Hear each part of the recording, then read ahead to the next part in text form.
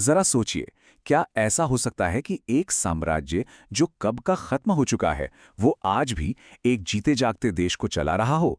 सुनने में थोड़ा अजीब लगता है ना, पर आज हम इसी चौंकाने वाले आइडिया की पड़ताल करने वाले हैं। देखिए, ये एक लाइन इस पूरी बहस की जड़ है और ये एक सीधा सवाल पूछती है, क्या भारत असल में आजाद है?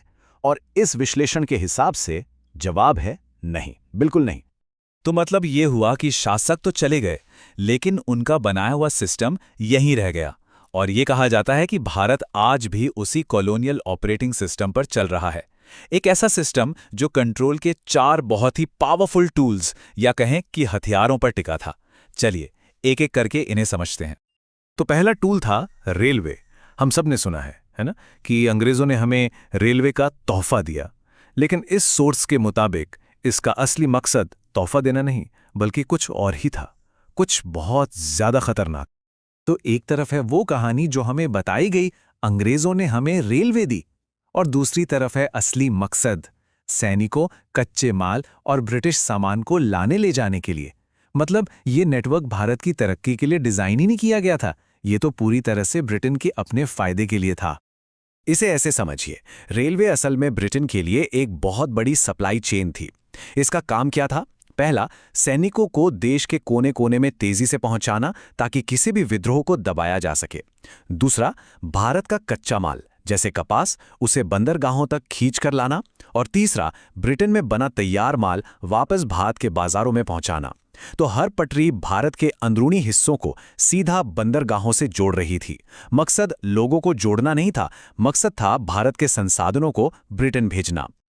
अच्छा, अब आते हैं दूसरे टूल पर, और ये है एजुकेशन सिस्टम। और सोर्स का मानना है कि ये शायद अंग्रेजों का सबसे सबसे खतरनाक आविष्कार था। 1835 में लॉर्ड मैकॉले ने जो कहा था उससे सब कुछ साफ हो जाता है। उन्होंने कहा, हमें एक ऐसा वर्ग बनाना होगा जो खून से भारतीय हो लेकिन पसंद से अंग्रेज हो। मतलब इरादा बिल्कुल साफ था। भारतीयों को काबिल बनाना लक्ष्य था ही नहीं, लक्ष्य था अपने साम्राज्य के लिए एक वफादार फौज तैयार करना। सोचिए, ये एजुकेशन सिस्टम किस लिए बनाया गया? इसका लक्ष्य आविष्कारक या नए सोचने वाले लोग बनाना नहीं था। इसका लक्ष्य था क्लर्क, अकाउंटेंट, मैनेजर और ऐसे लोग तैयार करना जो चुपचाप सिस्टम को चलाते रहें।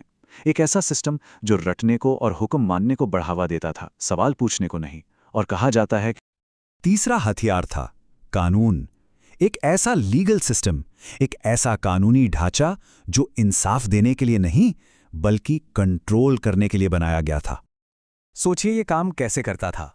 कोई नागरिक या कोई नया स्टार्टअप अगर सत्ता को चुनौती देता तो उसे धीमी अदालतों और उलझे हुए प्रोसीजर का सामना करना पड़ता।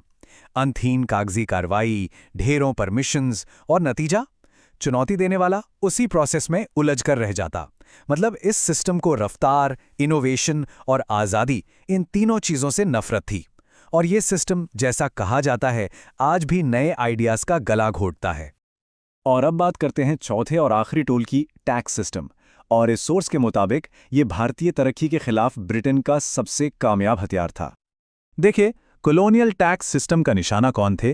किसान, व्यापारी और छोटे बिजनेस।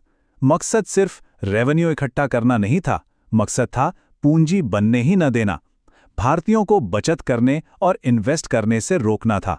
नतीजा, कोई भी लोकल इंडस्ट्री खड़ी ही नहीं हो पाई और धीरे धीरे आबादी मालिकों से मजदूर बन गई। अब इस बात को और अच्छे से समझने के लिए एक बहुत ही दिलचस्प तुलना की जाती है भारत और चीन की। देखते हैं कि चीन ने उस दौर के बाद कौन सा रास्ता चुना। फर्क देखिए कितना बड़ा है। चीन ने क्या किया? पुराने कॉलोनियल सिस्टम को पूरी तरह से नष्ट कर दिया। अपनी शिक्षा को इंजीनियरिंग और मैन्युफैक्चरिंग पर फोकस किया, अपनी कंपनियों को प्रोटेक्ट किया। और भारत ने ब्रिटिश कानून बनाए रखे, वही एजुकेशन सिस्टम जारी रखा और उसी ब्यूरोक्रेसी को बनाए रखा। नतीजा ये हुआ कि चीन टेक्नोलॉजी का ओनर बना और भारत एक सर्विस प्रोवाइडर। तो ये सब देखकर एक ही सवाल उठता है, अगर सिस्टम वही है तो क्या ये सच में आज़ादी है? इस विश्लेषण के हिसाब से यह आज़ादी नहीं है, बल्कि ये भारतीय मैनेजरों के साथ वही पुराना कॉलोनियलिज्म है। मतलब जब तक जड़ में बैठा सिस्टम नहीं बदलता, तब तक सिर्फ चेहरे बदलने से असली आज़ादी नहीं आती। ये इस पूरे तर्क का सार है। और इसी को नाम दिया गया है द कॉलोनियल ऑपरेटिंग सिस्टम। इसकी परिभाषा क्या है? ये 200 साल पुराना ब्रिटिश सिस्टम है जो कंट्रोल और शोषण के लिए डिज़ाइन किया गया था। और इस सोर्स का तर्क है कि भारत आज भी इसी सिस्टम पर चल रहा है। मतलब एक पुराना सॉफ्टवेयर आज भी देश के हार्डवेयर को चला रहा है। तो फिर सवाल ये उठता है कि अगर ये असली आज़ादी नहीं है तो फिर असली आज़ादी है क्या? इस सोर्स के मुताबिक असली आज़ादी के लिए 3 चीज़ें करनी होंगी। अपनी शिक्षा को फिर से लिखना होगा, अपने कानूनों को फिर से लिखना होगा और अपने इकोनॉमिक लॉजिक को फिर से लिखना होगा। तो बात सिर्फ इतनी है कि कागज़ पर आज़ाद होना एक बात है और हकीकत में आज़ाद होना बिल्कुल दूसरी। सच्ची आज़ादी के लिए सिर्फ झंडा बदलना